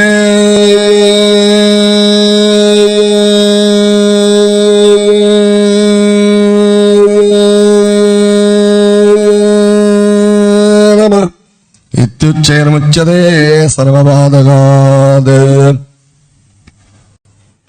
ആരാണെങ്കിലും പതിതനാണെങ്കിലും സ്ഖലിതനാണെങ്കിലും വിശപ്പുള്ളവനാണെങ്കിലും വിവശനായിട്ടുള്ളവനാണെങ്കിലും ഭഗവാന്റെ രണ്ട് സ്വരങ്ങൾ ഹരേ എന്നുള്ളൊരു ശബ്ദം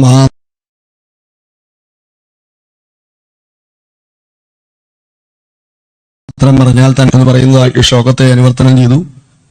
ഹരേ എന്നുള്ള ശബ്ദം ഉറക്കെ ഭഗവാൻ ദ്വാരകയിലോ വൈകുണ്ഠത്തിലോ കേൾക്കാൻ വേണ്ടിയിട്ടില്ല. നമ്മുടെ ഹൃദയത്തിലുള്ള ഭഗവാൻ എങ്ങനെയാണ് ഉണരുമ്പോ ആ പ്രണവശബ്ദം അതേപോലെയാണ് ഹരേ എന്നുള്ള ശബ്ദം.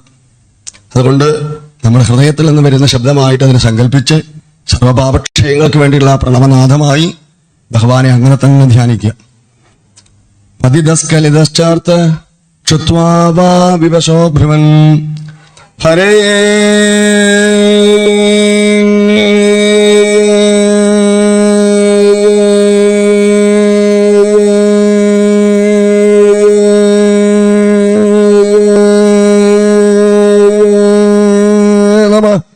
ഇത്യുച്ചൈർമുച്യതേ സർവബാധകാത്. പതിതസ്കലിതശ്ചാർത്തക്ഷുത്വാ ബ്രുവൻ ഹരയേ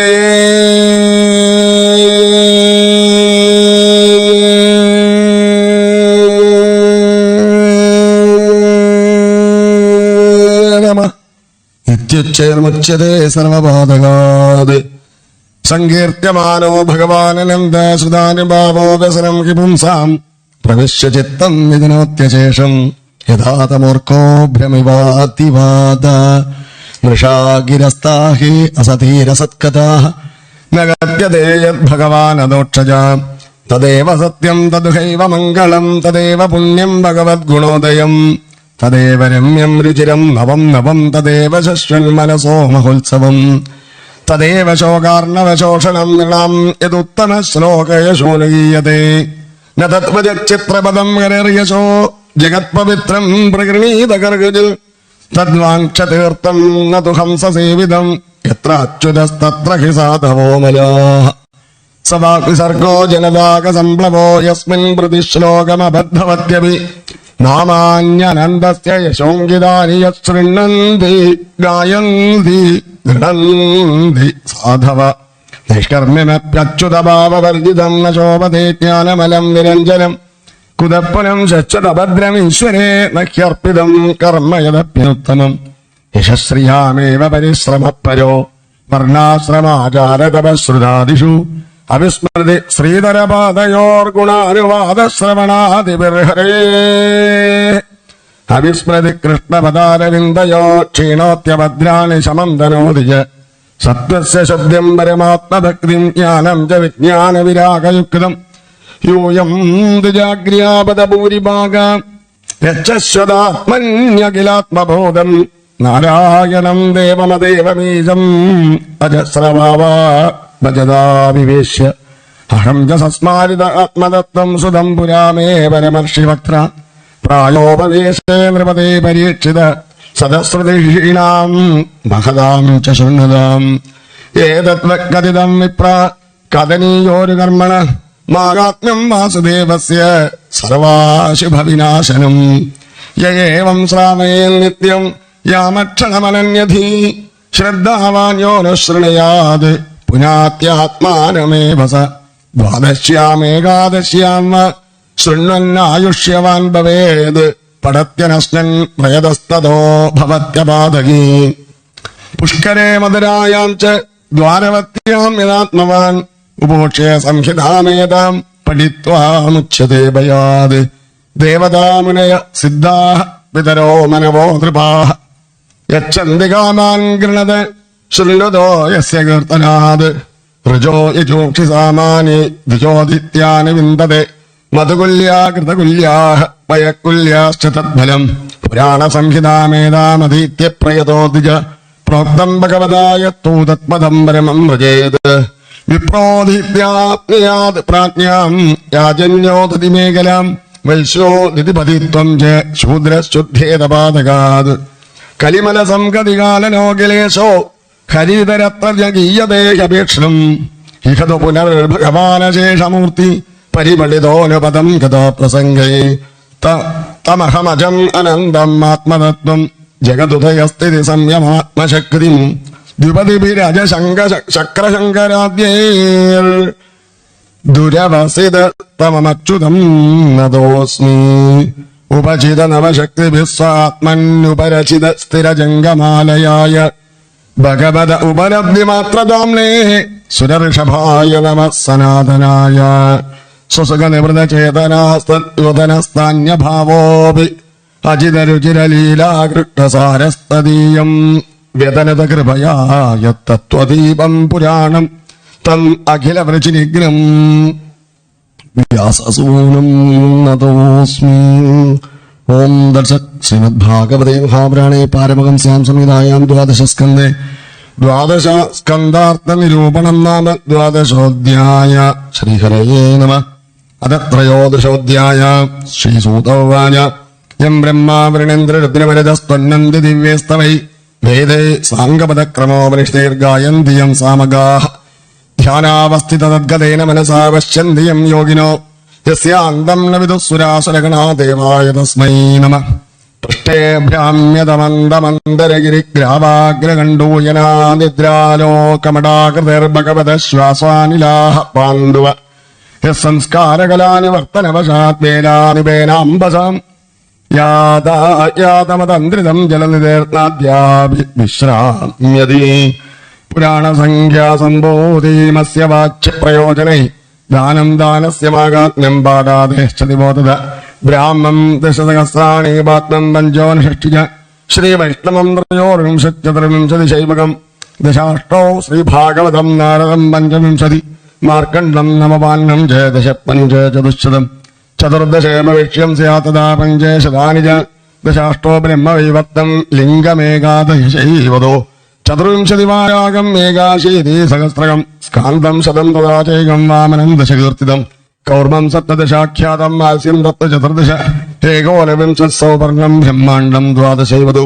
ഏവം പുരാണസന്തോക ചതുർലക്ഷ ഉദാഹൃത തത്രാഷ്ടാദശസഹസ്രം ശ്രീഭാഗവതമിഷ്യത്തെ ഇതം ഭഗവതാ പൂർവം ബ്രഹ്മണേനാഭിപങ്കജേ സ്ഥിതായ ഭവഭീതായ കാരുണ്യാ സംപ്രകാശിതം ആദിമധ്യാപസാനേഷോ വൈരാഗ്യാഖ്യാന സംവിധം ഹരിലീലാ കഥാവൃന്ദാനന്ദിത സത്സുരം സർവവേദാന്തസാരം യദ്ബ്രഹ്മാത്മൈകത്വലക്ഷണം വസ്ത്വദ്വതീയം തന്നിഷ്ടം കൈവല്യൈക പ്രയോജനം പ്രൗഷ്ടപാദ്യാം പൗർണമാസ്യാം ഹേമസിംഹസമന്വിതം ദദാതിയോ ഭാഗവതം സയാദി പരമാം ഗതിം രാജന്തേ താവതന്യാനി പുരാണാനി സദാം ഗണേ യാവന്ന ദൃശ്യതേ സാക്ഷാൽ ശ്രീമദ്ഭാഗവതം ബലം സർവവേദാന്തസാരം കീ ശ്രീഭാഗവതമിഷ്യതേ തദ്രസാമൃതതൃപ്തസ്യേനാന്യത്ര സ്യാത് യദി ക്വചിത് നിമഗ്നാനാം യഥാ ഗംഗാദേവാനാമച്യുതോ യത വൈഷ്ണവാനാം യഥാ ശംഭോ പുരാണാനാമിദം തദ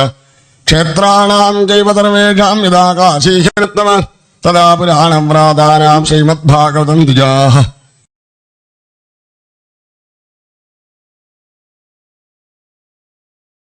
ശ്രീമദ്ഭാഗവതേ തത്ര ജ്ഞാനവിരാഗഭക്തദൈവം നൈഷ്കർമ്മ്യമാവിഷ്കൃതം തശൃണ്വൻ വിപഠൻ വിചാരണപരോ ഭക്തിയാ വിമുച്യന്നര കസ്മൈ യേന വിഭാസിതോയമതുലോ ജ്ഞാനപ്രദീപപുര തദ്രൂപേണ ചതാരതായ മുനയേ കൃഷ്ണായ തദ്രൂപിണ യോഗീന്ദ്രായ തദാത്മനാഥ ഭഗവദ്നാഥായ കാരുണ്യത തശുദ്ധം വിമലം വിശോകമൃതം സത്യം പരം ധീമഹി നമസ്തസ്മൈ ഭഗവതേ വാസുദേവായ സാക്ഷിണേ യൈദം കൃപയാകസ്മൈ വ്യാജചക്ഷേമുക്ഷവേ യോഗീന്ദ്രായ നമസ്തസ്മൈ ശുകായ ബ്രഹ്മരൂപിണേ സംസാര സർപ്പദംഷ്ടം യോ വിഷ്ണുരാതമമോച ഭവേ ഭവേദാ ഭക്തി പാദയോസ്തവ ജായതേ തഥാ കുരുഷ്വ ദേവേശ നാഥസ്ത്വം നോ യദ പ്രഭോ നാമസങ്കീർത്തനം യസ്യ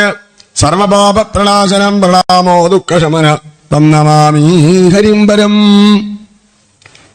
കയ്യിൽ പുസ്തകമില്ലാത്തവർക്കും ഈ അവസാനത്തെ 2 ശ്ലോകങ്ങൾ ചൊല്ലാൻ വേണ്ടി ഒന്ന് ആവർത്തിച്ച് പറയുകയാണ്. എല്ലാവരും ചൊല്ലുക.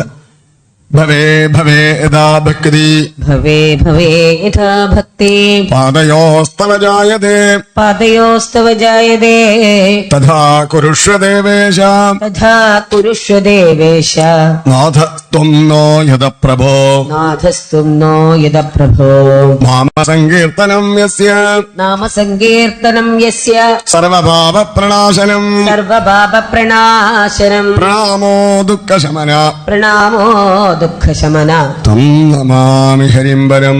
തം നമാമി ഹരിം പരം. ഭവേ ഭവേ യഥാ ഭക്തി ഭവേ ഭവേ യഥാ ഭക്തി പാദയോസ്തവ ജായതേ പാദയോസ്തവ ജായതേ തഥാ കുരുഷ്വ ദേവേശ തഥാ കുരുഷ്വ ദേവേശ നാഥസ്ത്വം നോ യദ പ്രഭോ നാഥസ്ത്വം നോ യദ പ്രഭോ നാമസങ്കീർത്തനം യസ്യ നാമസങ്കീർത്തനം യസ്യ സർവപാപപ്രണാശനം സർവപാപപ്രണാശനം പ്രണാമോ ദുഃഖശമന നാമോ ദുഃഖശമന തം നമാമി ഹരിം പരം. തം നമാമി ഹരിം പരം. ഓം തത്സത്. ശ്രീമദ്ഭാഗവതേ മഹാപുരാണേ വൈയാസിക്യാമഷ്ടാദശാകസ്യാം പാരമഹംസ്യാം സംഹിതായാം ദ്വാദശസ്കന്ധേ ത്രയോദശോധ്യായ സമാപ്തോയം ദ്വാദശസ്കന്ധ. ഹരി ഓം തത്സത്. ശ്രീഹരയേ നമഃ. പീതാംബരം കരവിരാജിത ശൃംഗചക്രകൗമോദകീ സരസിജം കരുണാസമുദ്രം നാദാസകായമതിസുന്ദരമന്ദകാസം വാദാലയേ ശമനിശം ഹൃദി ഭാവയാമി.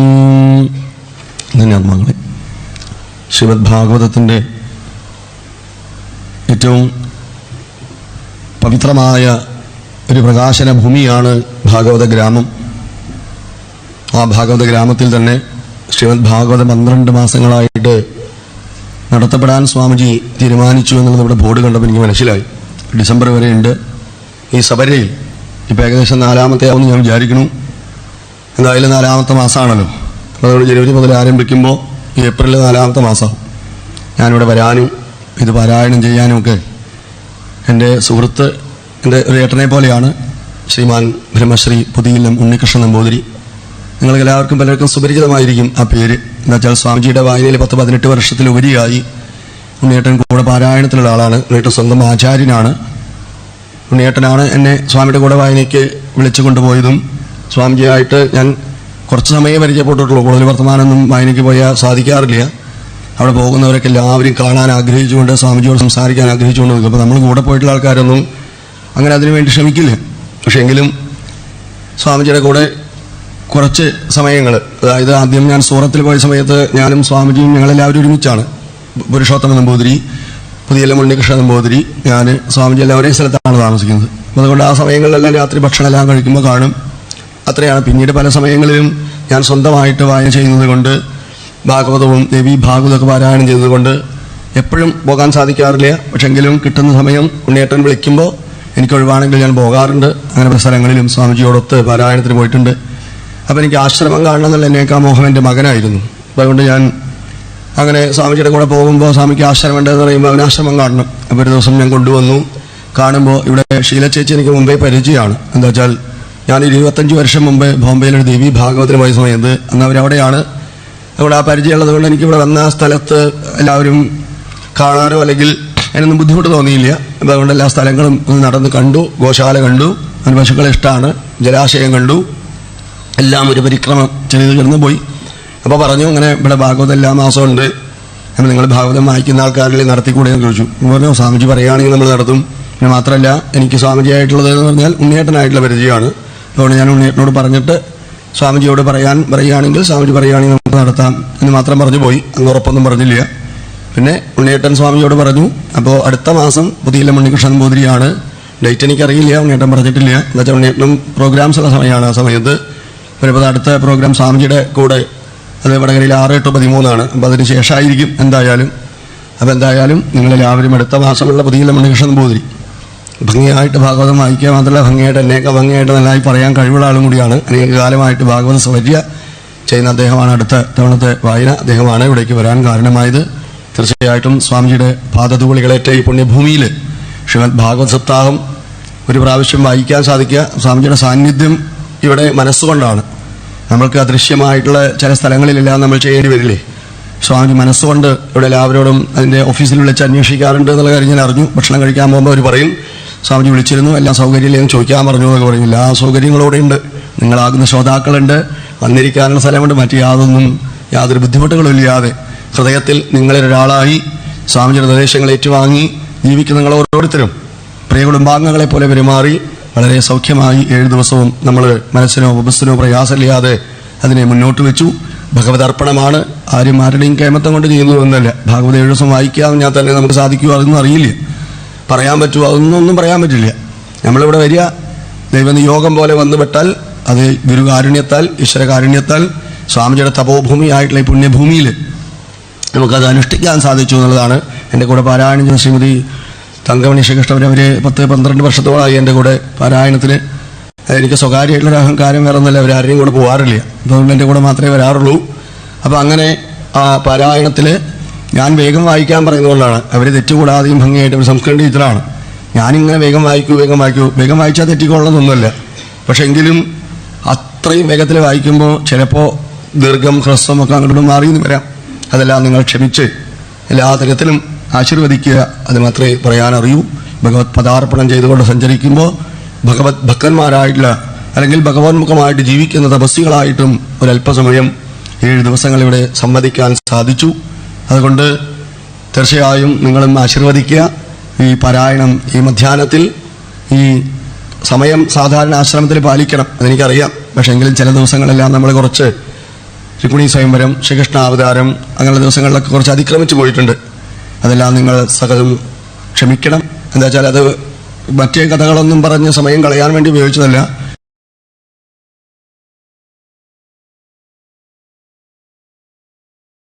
പാരായണവും എല്ലാം ക്ഷമിക്കുക.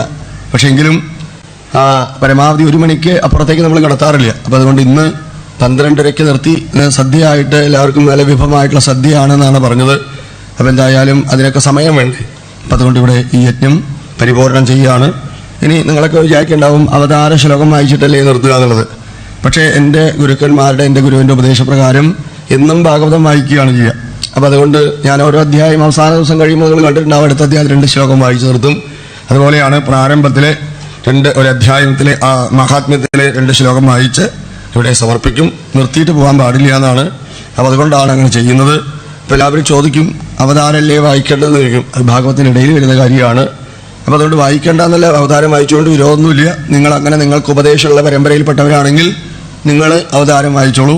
ഞാൻ ആദ്യത്തെ ആ മഹാത്മ്യത്തിൻ്റെ 2 ശ്ലോകങ്ങളാണ് പാരായണം ചെയ്യുക. ഓം നമോ ഭഗവതേ വാസുദേവായ. ശ്രീമദ് ഭാഗവത മഹാത്മ്യം. കൃഷ്ണം നാരായണം വന്ദേ, കൃഷ്ണം വന്ദേ വ്രജപ്രിയം, കൃഷ്ണം ദ്വൈപായനം വന്ദേ, കൃഷ്ണം വന്ദേ വൃതാസുതം.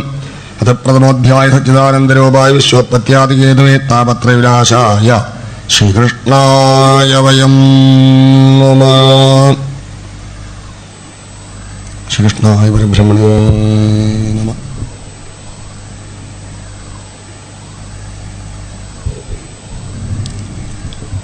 ഒരു ആരതി കാണിക്കണം, ഒരു കീർത്തനം പാടണം. അതിനുള്ള സമയം ഉണ്ടല്ലോ.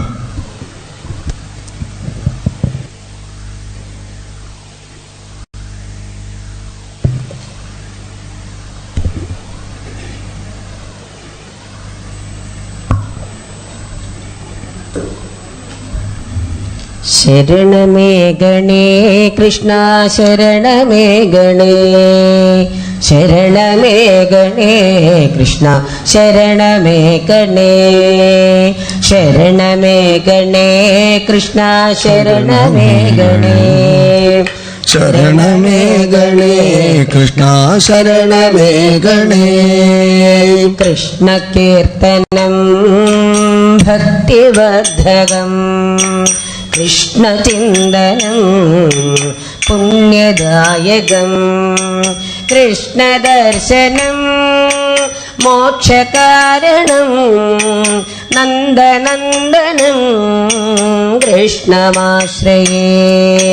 ശരണമേ ഗണേ കൃഷ്ണ ശരണമേ ഗണേ, ശരണമേ ഗണേ കൃഷ്ണ ശരണമേ ഗണേ. രാധികാപ്രിയം വ്യാധിനാശകം, രാമസോദരം ശ്യാമസുന്ദരം, ഗോപപാലകം ഗോകുലേശ്വരം, നന്ദനന്ദനം കൃഷ്ണമാശ്രയേ. ശരണമേ ഗണേ കൃഷ്ണ ശരണമേ ഗണേ, ശരണമേ ഗണേ കൃഷ്ണ ശരണമേ ഗണേ. ഭുവനസുന്ദരം ഭൂമിവല്ലഭം, അഖിലനായകം ആശ്രിതപ്രിയം, പൂതനാഹരം പൂതകാരണം, നന്ദനന്ദനം കൃഷ്ണമാശ്രയേ. ശരണമേ ഗണേ കൃഷ്ണ ശരണമേ ഗണേ, ശരണമേ ഗണേ കൃഷ്ണ ശരണമേ ഗണേ.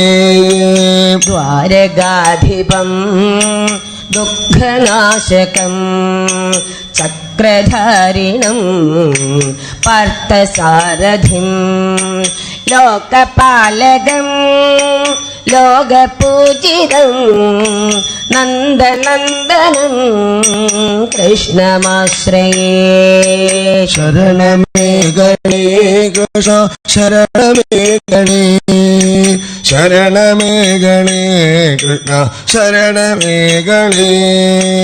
ദേവവന്ദിതം വേദവർണിതം വിശ്വപാലകം ജിഷ്ണുപൂജിതം ദേവകീസുതം വംശിധാരിണം നന്ദനന്ദനം കൃഷ്ണമാശ്രയേ.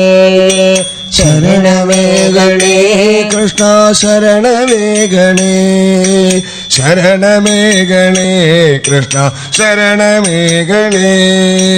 കൃഷ്ണകീർത്തകം ശ്രവണസുന്ദരം കൃഷ്ണനർത്തനം ഭുവനമോഹനം വിപ്രപൂജിതം വിശ്വവന്ദിതം നന്ദനന്ദനം കൃഷ്ണമാശ്രയേ.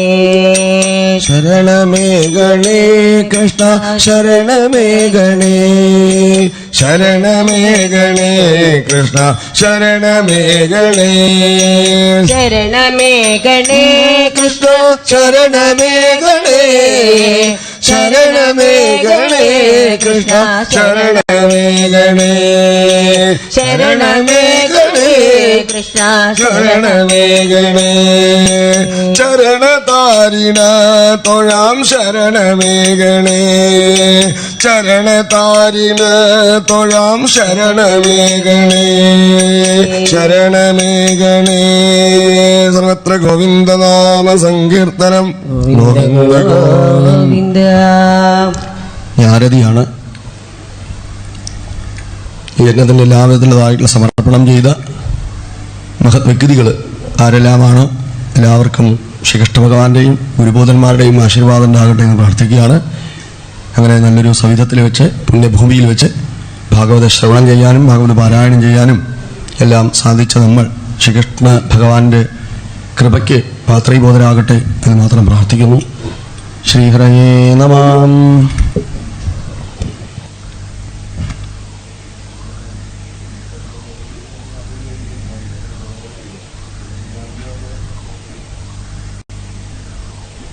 ശ്രീഹരയേ നമഃ.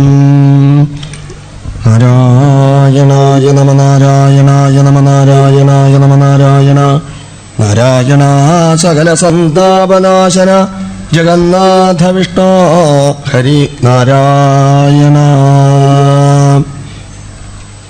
രാധാരമണ മുകുന്ദ മുരാരെ ശരണം മേ തവ ചരണയുഗം പവനപുരേശ രാധാ കൃഷ്ണ ശരണം മേ തവ ചരണയുഗം ശംഭോ ശങ്കര ഗൗരീ വല്ലഭ ശരണം മേ തവ ചരണയുഗം സാംബ സദാശിവ ശംഭോ ശങ്കര ശരണം മേ തവ ചരണയുഗം ദേവി മഹേശ്വരി പാർവതി ശങ്കരി ശരണം മേ തവ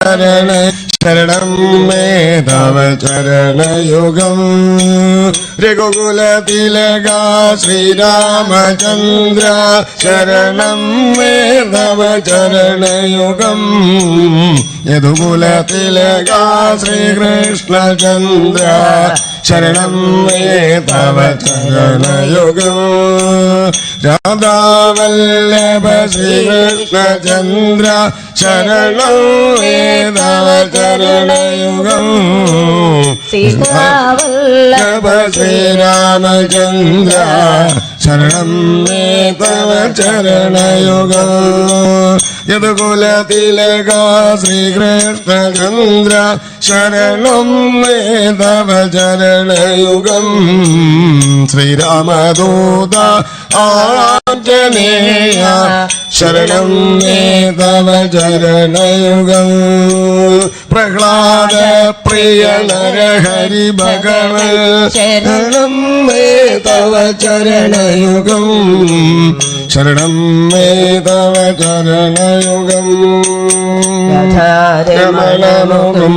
മുരാരേ ശരണം മേ തവ ചരണയുഗം പവനപുരേശ രാധാകൃഷ്ണ ശരണം മേ തവ ചരണയുഗം ശരണം മേ തവ ചരണയുഗം. സർവത്ര ഗോവിന്ദനാമ സങ്കീർത്തനം. ഗോവിന്ദ ഗോവിന്ദ. കായേന വാചാ മനസേന്ദ്രിയർവാ ബുദ്ധ്യാത്മനാ വാ പ്രകൃതേസ്വഭാവാത് കരോമി യദ്യത് സകലം പരസ്മൈ ശ്രീനാരായണായേതി സമർപ്പയാമി. യദക്ഷരപദഭ്രഷ്ടം മാത്രാഹീനം യദ്ഭവേത് തത്സർവം ക്ഷമ്യതാം ദേവനാരായണ നമോസ്തുതേ. കരചരണകൃതം വാ കായികം കർമ്മജം വാ ശ്രവണനൈനജം വാ മാനസം വാപരാധം വിദിതമവിദിതം വാ സർവമേതക്ഷമസ്വ. ശിവ ശിവ കരുണാബ്ദേ ശ്രീമഹാദേവ ശംഭോ ക്ഷന്തവ്യോ മേ അപരാധ. ശിവ ശിവ ശിവ ഭോ ശ്രീമഹാദേവ ശംഭോ. സ്വസ്തി പ്രജാഭ്യാം പരിപാലയന്താം ന്യായേന മാർഗേണ മഹിം മഹിഷാം ഗോബ്രാഹ്മണേഭ്യഃ സുഖമസ്തു ലോകാഃ സമസ്താഃ സുഖിനോ ഭവന്തു.